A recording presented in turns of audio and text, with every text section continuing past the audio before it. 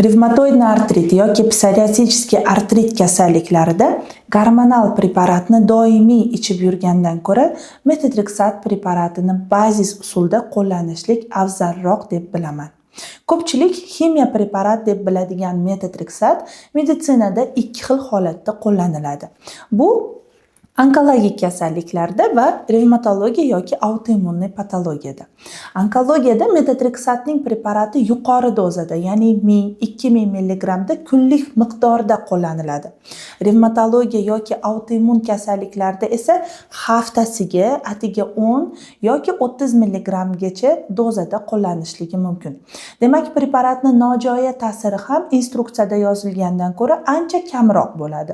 Va albatta, metotrexat olib yurgan bemorlarimiz har 3 oyda bir marotaba qon tahlilini ko'rib turishi lozim. Bizga obuna bo'ling va revmatologik holatlar sizga qiziq bo'lsa, bizni kuzatishda davom eting.